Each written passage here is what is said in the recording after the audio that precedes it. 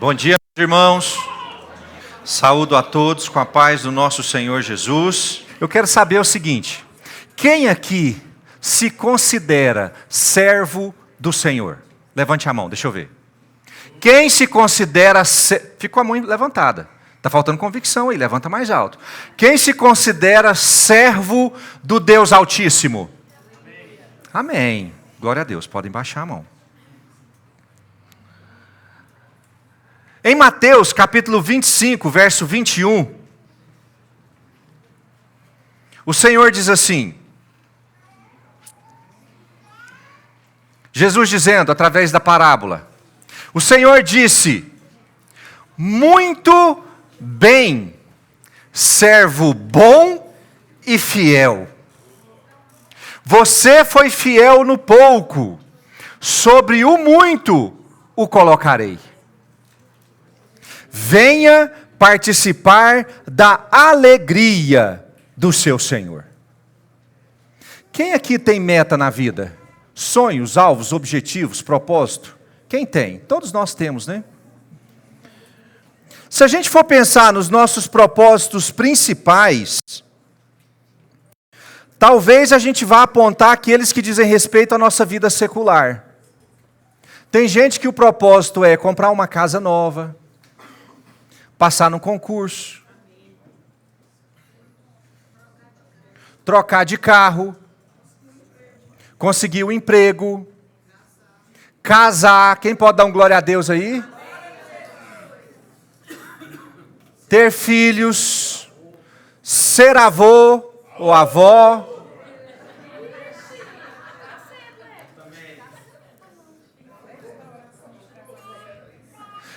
Fazer uma faculdade. São boas metas e bons propósitos?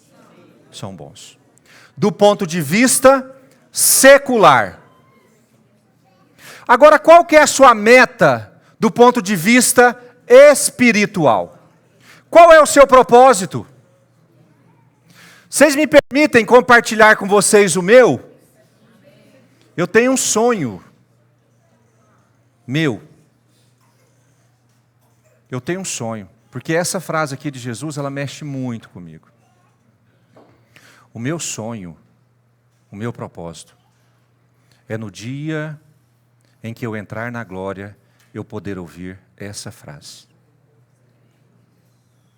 Muito bem, servo bom e fiel. Não sei se eu vou ter a oportunidade de ouvir isso, estou me esforçando. Mas essa aqui é a minha meta de vida. Muito bem, servo bom e fiel. Vocês gostariam de ouvir essa frase?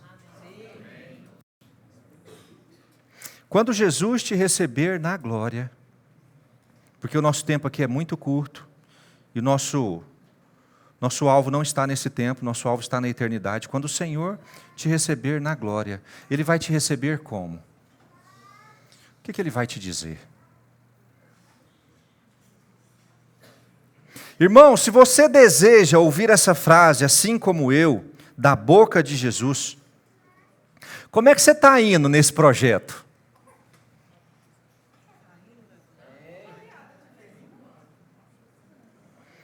Como é que você está indo nesse propósito, nessa meta, nesse objetivo, de ser reconhecido como um servo bom e fiel? Se o Senhor te levar hoje, quem pode dar um glória a Deus ou misericórdia? Se o Senhor te levar hoje, existe a chance de você ouvir esta frase, quando você entrar no céu, muito bem, servo bom e fiel. Mas analisar a minha própria perspectiva é muito difícil. Vamos olhar para a vida dos outros? Às vezes, olhando para a vida dos outros, a gente consegue julgar mais fácil. Vamos abrir Jonas 1:1, por favor. Jonas capítulo 1, verso 1. Só para nos ajudar na nossa avaliação pessoal. Jonas capítulo 1, verso 1, está na tela, diz assim: a palavra do Senhor veio a Jonas, filho de Amitai, dizendo: levante-se, vá à grande cidade de Nínive e pregue contra ela, porque a sua maldade subiu até a minha presença. Jonas se levantou, Mas para fugir da presença do Senhor, para Tarsis. Mas para fugir da presença do Senhor, para Tarsis. Desceu a Jope e encontrou um navio que ia para Tarsis. Pagou a passagem e embarcou no navio, para ir com eles para Tarsis, para longe da presença do Senhor. Vamos julgar a vida dos outros, que é mais fácil do que julgar a nossa? Jonas era servo de Deus. Irmãos, Jonas era servo de Deus. Por que vocês dizem isso? Jesus, quando vai mencionar o nome de Jonas, ele chama Jonas de quê? Profeta. Profeta Jonas. Se você for ler 2 Reis, capítulo 14, tem Jonas profetizando ao rei de Israel, profecia verdadeira. Jonas era servo de Deus, sim ou não? Sim. Agora, Jonas era servo bom e fiel? Irmãos, quando Jonas entrou na glória, ele ouviu a frase, muito bem, servo bom e fiel. Jonas era um servo bom e fiel, quem acha que sim, levante a mão, deixa eu ver.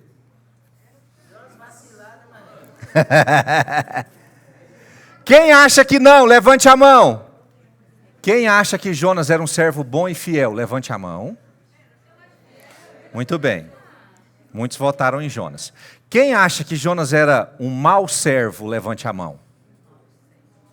Quem não acha nada?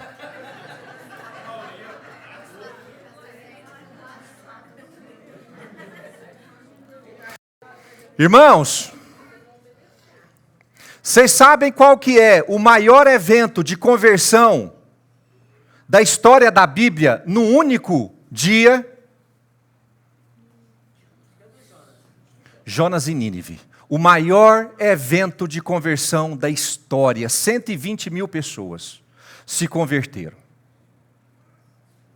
Vocês sabiam que os ninivitas eram sírios, ou seja, gentios, pagãos? É o maior evento de favor de Deus em direção aos gentios. Só que quando você ouve o nome do livro de Jonas, ou quando você ouve o nome Jonas, de que você lembra?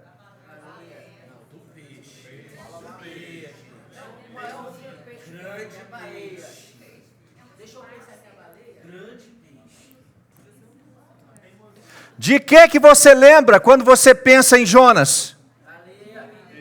O livro de Jonas não é um livro de baleia ou grande peixe. É um livro que fala do favor de Deus aos homens, da misericórdia de Deus. Você sabe por que a gente lembra de peixe, de baleia e de depressão quando nós falamos no livro de Jonas? Por conta do profeta. O livro de Jonas não é um livro sobre grandes peixes. Vocês sabiam que o livro de Jonas é o livro mais questionado da história? O livro da Bíblia mais questionado da história é o livro de Jonas. Porque ninguém acredita que um grande peixe engoliu um homem. Porque ninguém acredita nessa pataquada que Jonas fez na relação com Deus. Era para ser um livro de misericórdia, de conversão, de busca de Deus, de projeto missionário. E virou um livro, irmãos, para falar de peixe.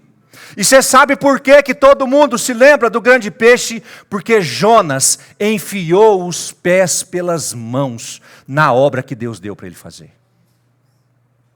Jonas era servo de Deus? Jonas era servo bom e fiel?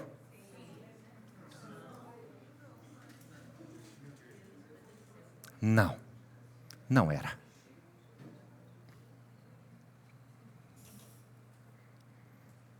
O centro da história de conversão de Nínive tem um único protagonista. Sabe quem é? Deus. Deus manda Jonas pregar, Deus manda a tempestade, Deus manda peixe engolir, Deus manda peixe vomitar, Deus age com misericórdia, Deus faz a planta crescer, Deus faz a planta morrer, mas Jonas agiu de forma tão patética que promoveu um falso protagonismo próprio nessa situação. Não era para ser um livro sobre Jonas, era para ser um livro sobre Deus e a sua misericórdia.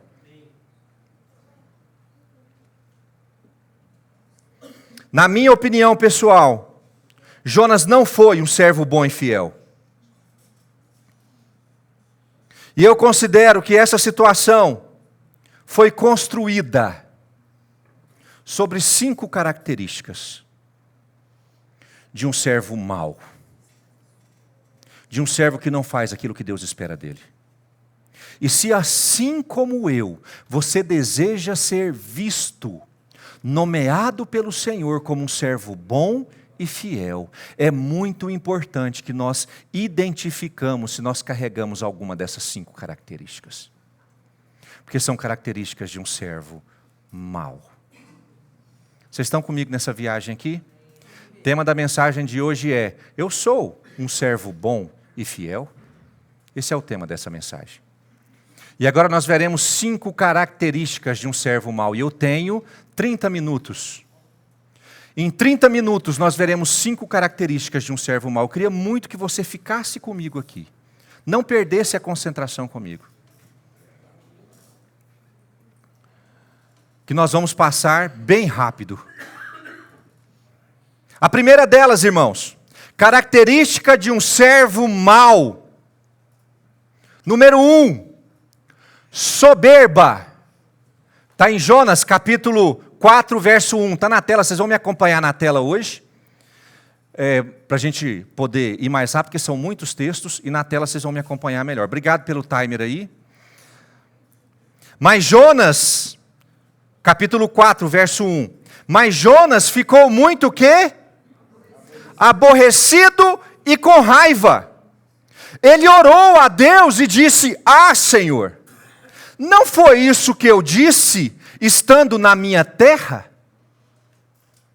Por isso me adiantei, fugindo para Tarsis, pois sabia que tu és Deus bondoso e compassivo, tardio em irar-se e grande em misericórdia, e que mudas de ideia quanto ao mal que anunciaste. Agora, Senhor, eu peço que o Senhor tire a minha vida, porque para mim é melhor morrer do que viver.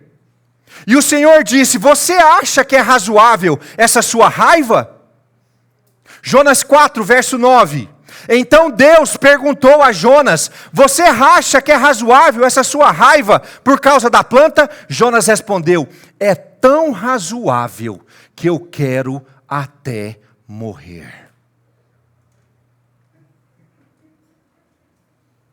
Conversinha agradável entre Jonas e Deus, hein? Que conversinha agradável. Você sabe o que é que Jonas está falando com Deus? Jonas está falando para Deus assim: Deus, eu não queria vir para cá, porque antes de vir, eu sabia que o Senhor agiria assim. Então, Deus, eu estava certo quando eu fugi para Tarsis. Eu estava certo e o Senhor está errado. Quando Deus vai perguntar a Jonas sobre a planta, se é razoável a ira, Jonas está falando assim: é razoável sim, porque eu sei o que é razoável, e é razoável até a morte. Você sabe o que quer dizer isso aqui? Jonas está falando para Deus assim: Deus, eu sei das coisas muito mais daquilo que o Senhor sabe. Jonas está falando para Deus assim: o Senhor deu a sua opinião, mas a opinião do Senhor está errada, e a opinião certa sempre foi a minha. É como se Deus dissesse para Jonas: Jonas, renova a sua mente, aprende com o que você está vendo, e Jonas estivesse falando: Senhor, quem precisa renovar a mente é o Senhor. Jonas queria que Deus mudasse de opinião. Não era ele que deveria mudar de opinião, não, ele estava certo. Jonas estava certo. Você sabe quem é que precisa mudar de opinião? Eu estou certo, Deus. Quem precisa mudar de opinião é o Senhor. A soberba, para um servo de Deus, é um mal terrível. Considerar a minha opinião, o meu conhecimento, a minha experiência tão importantes que até mesmo Deus deve se dobrar a ela. Servos assim não se dobram diante de Deus. São senhores de si mesmos e não estão abertos a receber nada, exceto se encaixar na sua visão de mundo. Resistem à palavra de Deus e a questionam como se fossem igual a Deus. Até quando escolheremos a parte da palavra que devemos concordar ou discordar? Até quando resistiremos àquilo que Deus está nos apresentando como se tivéssemos uma solução melhor do que o próprio Deus? Soberba. Tem gente que tem a audácia, e eu já ouvi isso muitas vezes, de dizer: eu acredito na Bíblia, mas essa parte eu não concordo. Vocês já ouviram isso ou foi só eu? Tem gente que escolhe trechos da palavra de Deus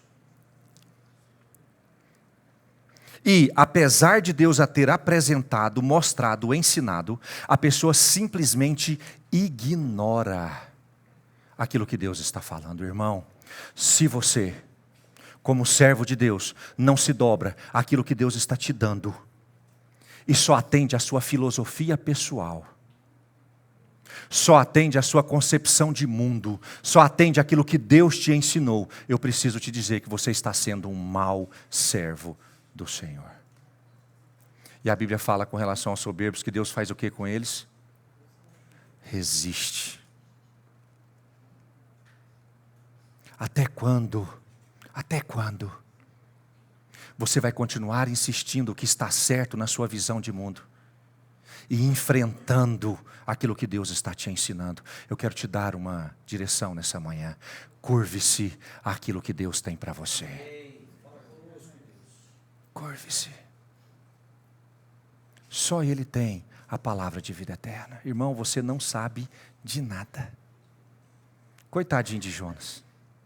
Achou que estava sabendo muita coisa, mas ele não estava. Em Isaías capítulo 66, verso 2, diz assim, está na tela. Tá? Porque a minha mão fez todas estas coisas, e todas vieram a existir, diz o Senhor. Mas eis para quem eu olharei. Olha, para quem Deus fala que olha? Para o aflito, para o abatido de espírito e para aquele que treme diante da minha palavra. Deus olha para aquele que recebe a palavra.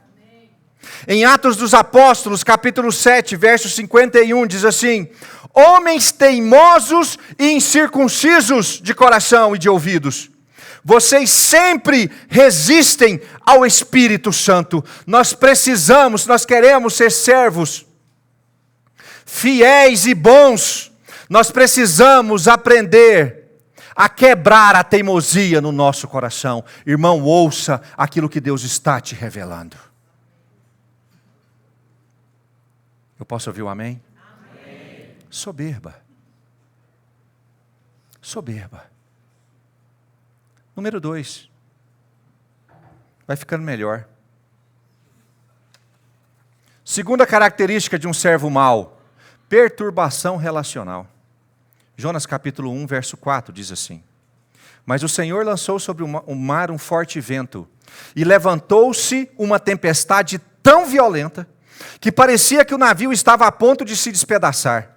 Então os marinheiros ficaram com medo e clamavam, cada um ao seu Deus. Lançaram no mar a carga que estava no navio, para que ele ficasse mais leve. Jonas, porém, havia descido ao porão do navio, ali havia se deitado e dormia profundamente. No verso 12, Jonas respondeu: peguem-me e me lancem no mar, então o mar ficará calmo, porque eu sei que por minha causa esta grande tempestade caiu sobre vocês.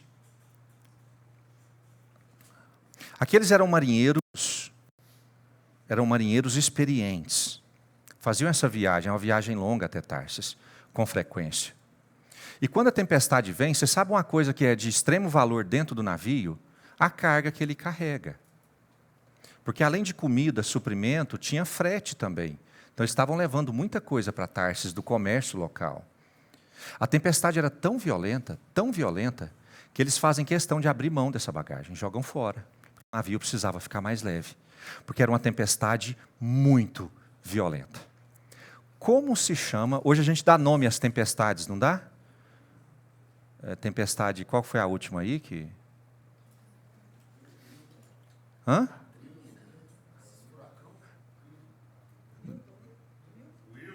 Wilton?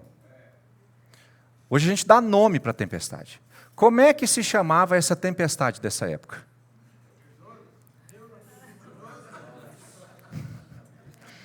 Como se chamava essa tempestade, gente?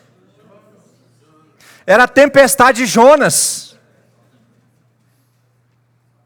O problema não estava no tempo daquele dia. O problema estava na presença de Jonas. Ele era a tempestade. E diante de pagãos, homens ímpios, Jonas, como servo de Deus, era a tempestade na vida daquelas pessoas. Eles estavam com a vida tranquila naquele dia, até que se aproxima deles o servo de Deus, Jonas. A hora que o servo de Deus se aproxima, a vida deles vira um vendaval. Tem gente, servo de Deus, que parece que carrega dentro de si raio, trovão, ventania, terremoto e maremoto. A pessoa não pode chegar em determinados grupos, porque ela caça confusão com todo mundo, porque ela briga com todo mundo. Bota ela num grupo de WhatsApp, ela discute com todo mundo, todo assunto vira polêmica.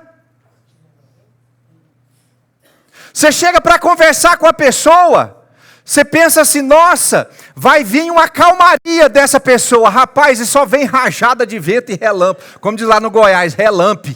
Só vem relampe na testa. É só confronto, afronta e confusão. Irmão, servo de Deus, não carrega em si tempestade. Nós somos ministros da reconciliação.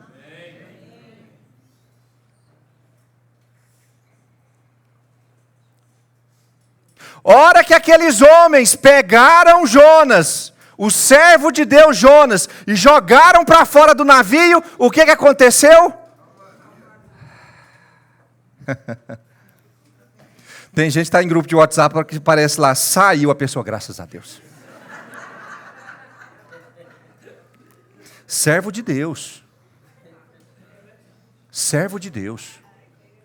Eu falo assim, gente, quando os outros olham que aquela pessoa saiu, né? Wesley saiu, aí um monte de gente, graças a Deus. E aí depois que a pessoa sai, o grupo vira, sabe aquelas mensagenzinhas de bom dia com florzinha? Os cavalinhos. Nós somos ministros da reconciliação. Nós não fomos chamados para a guerra, irmãos. Não se envolvam em polêmicas que fecham o coração das pessoas. Você vai ser chamado por essas pessoas para representar a Cristo em algum momento. Como eu disse na última mensagem, nós somos a carta de Deus aos homens. Eu não disse que nós somos o cacetete de Deus aos homens. Nós somos a carta de Deus aos homens. Não seja tempestade na vida das pessoas. Seja calmaria. Que quando as pessoas conversarem com você, elas sintam a paz que excede todo o entendimento. Irmãos, aprenda a controlar. Aprenda a ter domínio próprio. Aprenda a controlar a sua ira. Em 2 Coríntios capítulo 5, verso 18, diz assim: ora, tudo isso provém de Deus, que nos reconciliou consigo mesmo por meio de Cristo, e nos deu o quê? Está na tela? E nos deu o quê? O ministério do maremoto, o ministério do vendaval, o ministério da agressão, do confronto, da afronta. Qual foi o ministério que Jesus te deu?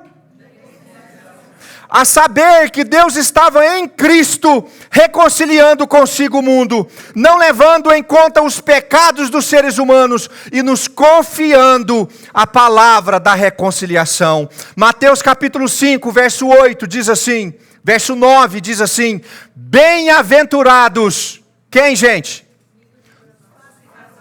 Bem-aventurados o quê? Os pacificadores, porque serão chamados como servos de Deus. Nós fomos chamados para pacificar os homens para com Deus. Nós somos pacificadores. Se você é tempestade, é tempo de você aprender da paz que excede todo o entendimento. Não seja tempestade. Não seja tempestade. Terceiro, vocês estão comigo? Amém. Hipocrisia. Os marinheiros não sabiam quem era Jonas, e foram perguntar a Jonas quem ele era. Jonas capítulo 1, verso 9. Está na tela. Diz assim: Jonas respondeu, a hora que perguntou quem ele era, Jonas respondeu: eu sou hebreu. E faço o que, gente?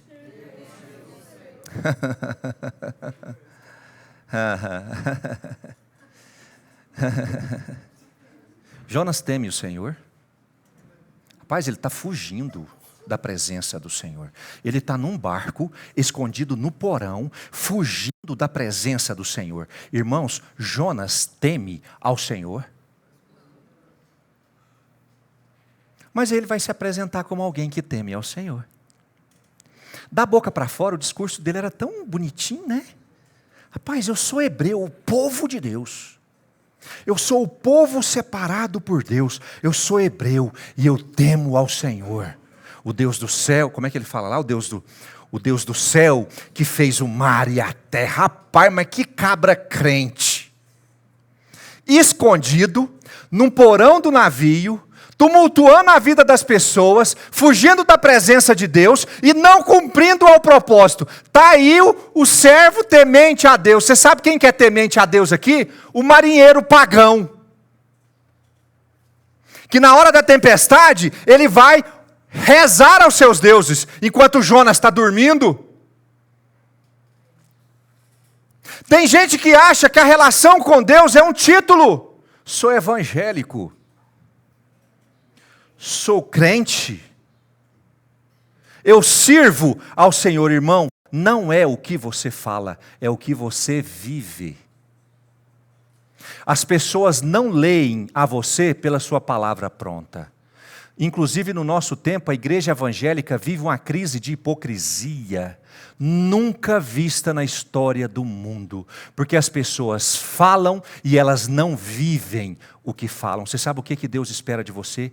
Que você viva antes de falar. Posso ouvir um glória a Deus? Falar que teme ao Senhor, escondido no porão, fugindo da presença, não quer dizer que você teme. Você teme quando você serve e obedece aquilo que Deus está te pedindo. Isso é temor do Senhor. Nós precisamos abrir mão da hipocrisia. Tem gente que se preocupa muito mais com o que vai falar do que aquilo que vai mostrar. Você sabe qual que é o caminho certo? Cartas de Deus. O caminho certo é mostrar para depois falar. Tem uma frase muito bonita que diz assim, que virou jargão, mas diz assim: pregue o tempo todo e, se necessário, use palavras. Pregue o tempo todo e, se necessário, utilize palavras. Quer dizer que a pregação é o que, irmão? Mateus capítulo 15, verso 7, diz assim, perdão gente, deixa eu ler um negócio aqui antes. Não podemos mais escolher frases prontas de apresentação.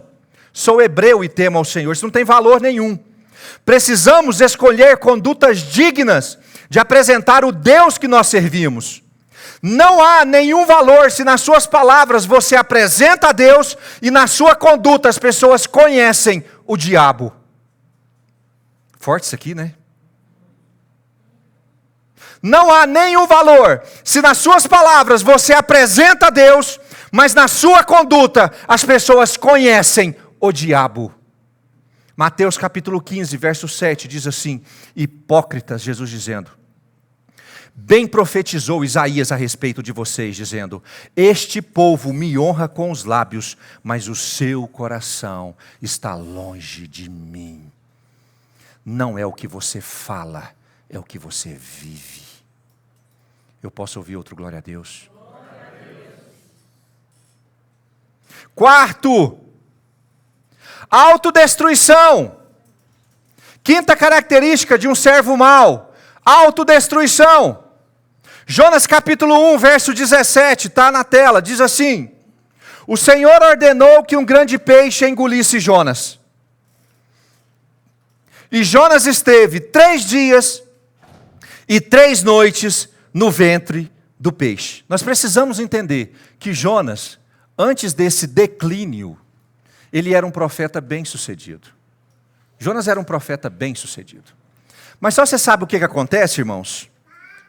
Ele toma uma direção de declínio na vida dele. Ele resolve um dia começar a descambar. Quem conhece a expressão descambar? O que quer dizer descambar? Ele estava no alto, era profeta do rei. Mas aí ele acordou um dia e pensou assim, nossa, eu estou com vontade estou muito perto de Deus, estou com vontade de ficar perto do inferno. Vou descambar. E aí, a Bíblia fala, em Jonas 1:1, nós lemos, a Bíblia fala que Jonas desceu a Jope. Jonas era de Gat-Heter, como é que chama, Marquinhos, quando anda de bicicleta esse negócio de descer e subir? Como é que é, Jones? Altimetria. Altimetria, decimetria. Gat-Heter estava a 300 metros acima do nível do mar. Então a descida de Gat-Heter para Jope, para onde ele pega o navio, ele foi descendo, gente, 300 metros. Quando ele chega em Jope, ele não considera que desceu o suficiente. Aí ele vai para o barco.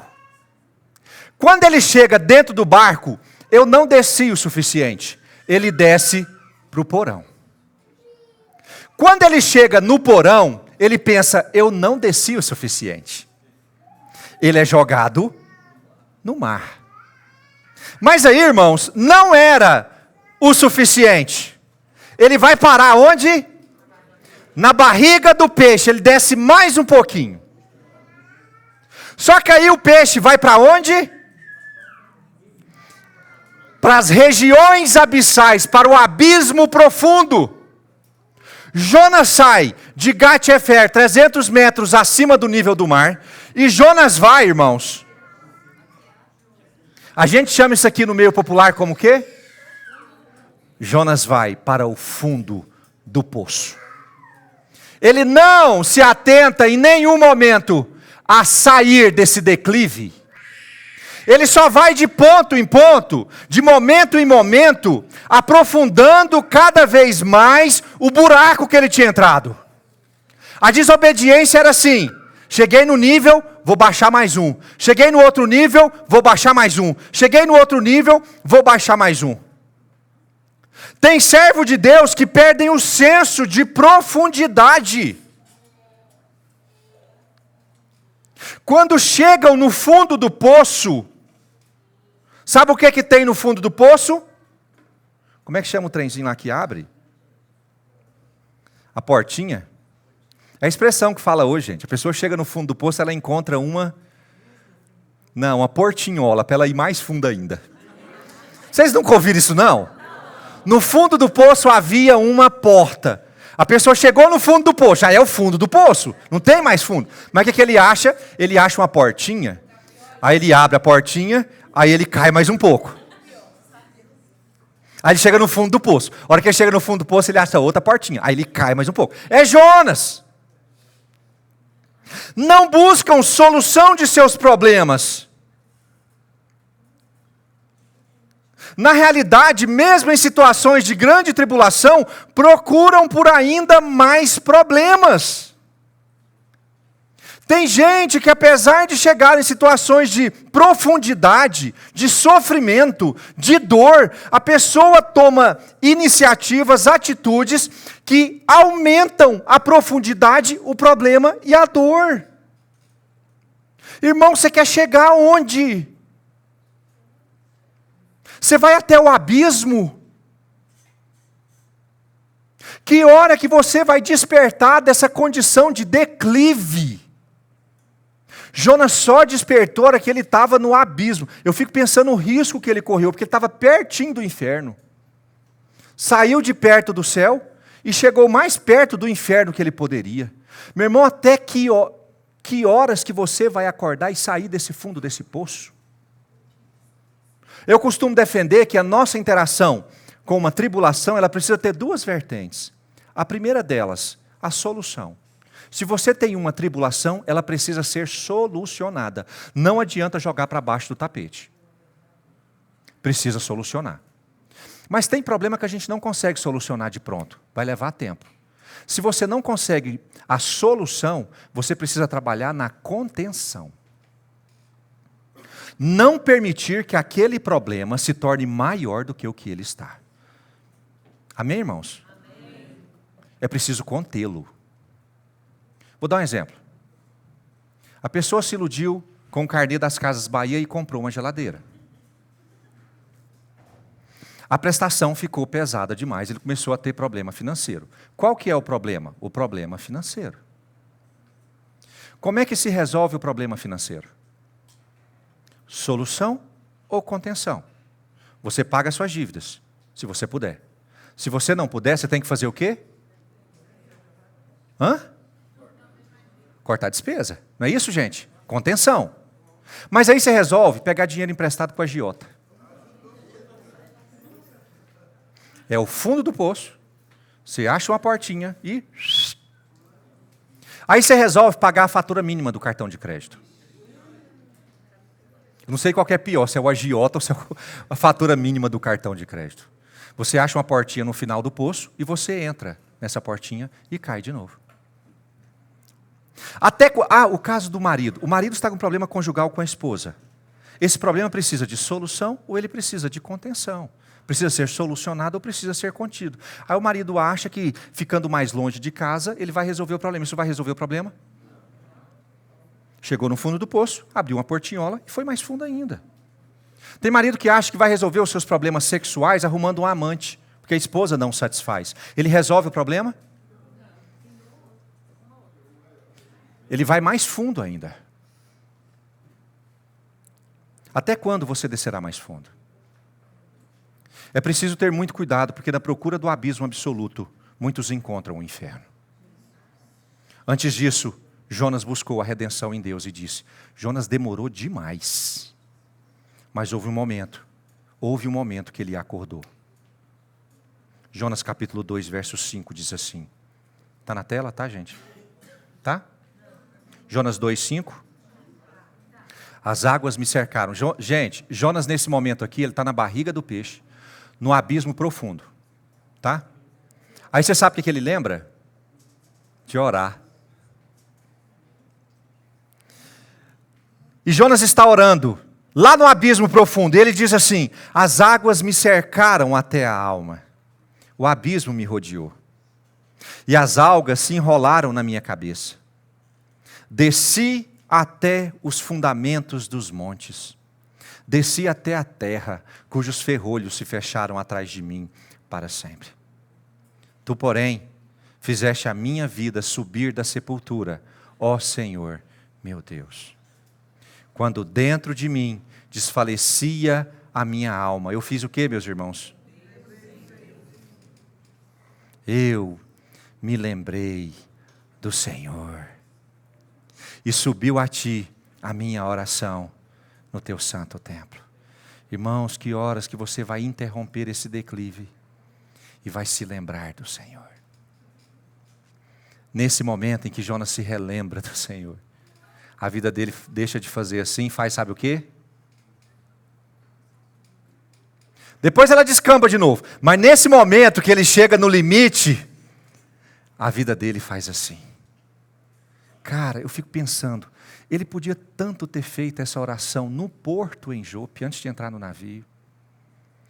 Ele podia tanto ter feito essa oração no porão do navio. Ele podia ter tanto feito essa oração quando jogaram ele na água. Olha onde ele esperou chegar para fazer essa oração, eu me lembrei do Senhor. Você sabe o que Deus está te falando hoje? É tempo de interromper o declive, porque Deus quer te tirar da sepultura e fazer você renascer de novo. Lembre-se do Senhor. Quando Jonas se lembra do Senhor, ele interrompe a queda. Graças a Deus, ele interrompe a queda. Está certo que ele é vomitado, mas nós não vamos ser vomitados não. Nós vamos ser ascendidos. É mais bonito, né?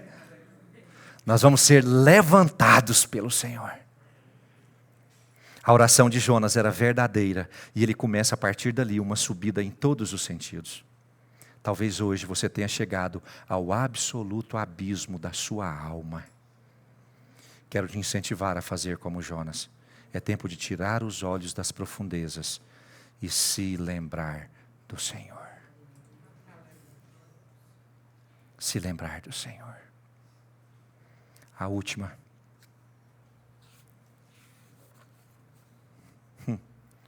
O orgulho. Quinta característica de um servo mau. O orgulho. Jonas capítulo 4, verso 3, diz assim: Agora, Senhor, peço que me tires a vida, porque para mim é melhor morrer do que viver.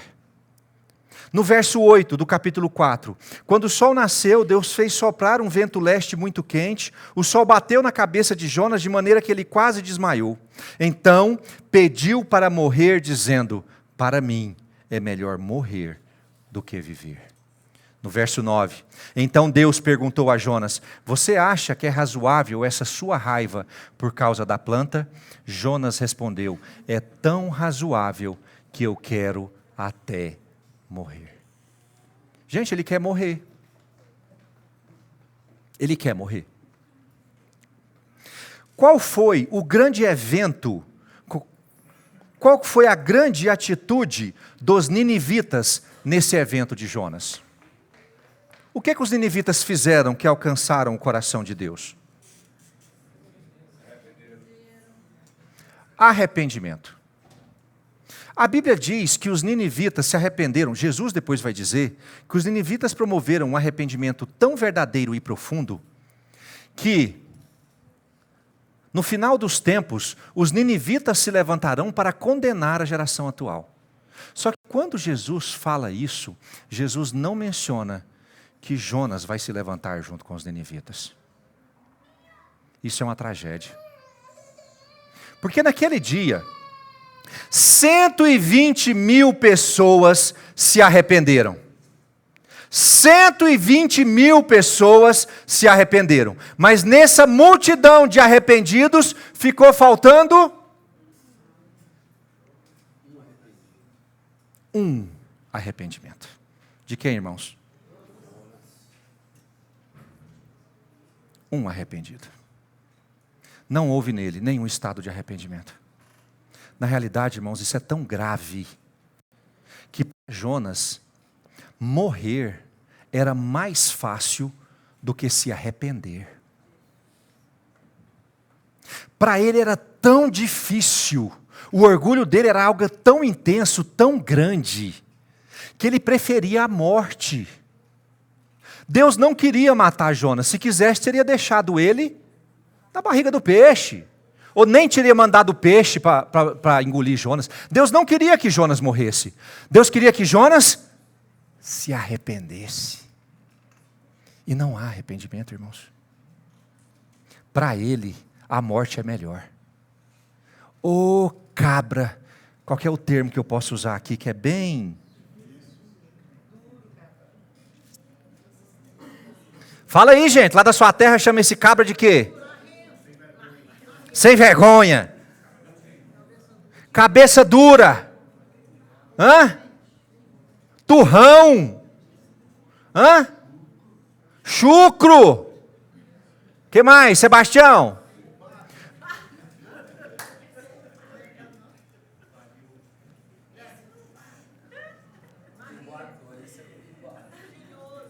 Orgulhoso, tinhoso. Eu não consigo reconhecer que eu errei. Eu não consigo pedir perdão. Eu não consigo falar para Deus que eu estou errado. Para mim é melhor morrer. Você sabe o que é isso? Orgulho.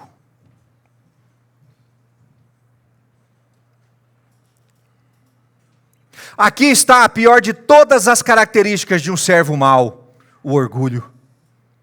Jonas poderia ter vivido uma história bem mais agradável se estivesse disposto a voltar atrás. Mas isso nunca ocorreu. Essa ausência ecoa até hoje. Jonas não estará entre aqueles porque nunca se arrependeu. Jonas não faz parte do grupo de arrependidos. Um servo de Deus ausente, quando gentios, pagãos, pecadores, ímpios, um hebreu que teme ao Senhor, de acordo com ele próprio, não foi marcado para o dia da glória eterna, porque ele foi incapaz de se arrepender. Sabe quem que vai estar no dia? Gente, os ninivitas eram um povo pagão, eram os sírios, gentios. Eles estarão para condenar essa geração, mas Jonas, o hebreu que teme ao Senhor, não estará, porque ele foi incapaz de se arrepender. Em Atos capítulo 17, verso 30, está na tela, diz assim: Deus não levou em conta os tempos da ignorância, mas agora Ele ordena a todas as pessoas, em todos os lugares, que façam o que, irmão? Ele ordena a todas as pessoas, em todos os lugares, que elas se arrependam. Marcos capítulo 1, verso 15, diz assim: Ele dizia: o tempo está cumprido e o reino de Deus está próximo. Arrependam-se e creiam no Evangelho. Atos capítulo 3, verso 19, diz assim: portanto, arrependam-se e se convertam para que sejam cancelados os vossos pecados. Em Lucas capítulo 13, verso 3, diz assim: digo a vocês que não eram, se porém não se arrependerem, todos vocês também perecerão. O chamado de Deus para a sua vida, o chamado principal que todo servo de Deus precisa estar pronto a atender, é o chamado para arrependimento. Por isso eu quero te incentivar aqui hoje, porque todas as outras características do servo mau, elas vão esbarrar no orgulho. Se o orgulho for real, as outras 4 características, elas vão vir automaticamente. Mas se você tiver a percepção de arrependimento, o Senhor irá sarar a sua vida, irá mudar a sua história, irá mudar a sua percepção e vai te marcar para que você esteja no grande e glorioso dia do Senhor. Por isso hoje é tempo de arrependimento. Quem aqui deseja ouvir aquela frase: muito bem, servo bom e fiel? Eu quero, irmãos, eu quero. Mas isso só será possível se a soberba não for uma realidade na sua vida. Não considere a sua opinião mais importante do que a palavra de Deus. Se a perturbação relacional não for realidade na sua vida, não seja tempestade na vida dos outros, seja calmaria. Se a hipocrisia não fizer parte da sua vida, não é só o que você fala, é o que você vive.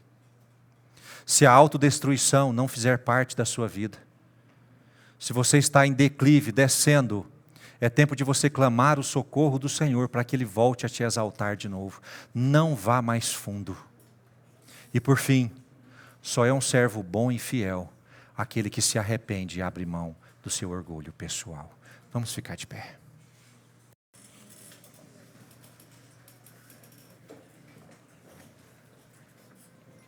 Você sabe qual que é a tragédia que eu vejo no livro de Jonas?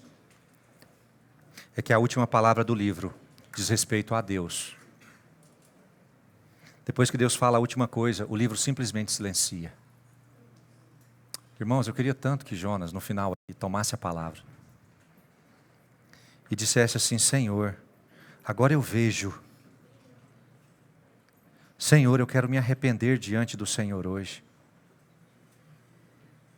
e te pedir perdão. Eu queria tanto que essa fosse a última mensagem do livro, mas não foi. Irmãos, e Deus, eu creio que falou com você durante a mensagem, do mesmo jeito que Ele falou comigo. E eu queria muito te incentivar nessa manhã, para que você não permita que a última palavra seja esse incentivo de Deus, mas que a última palavra seja a sua resposta em direção ao arrependimento.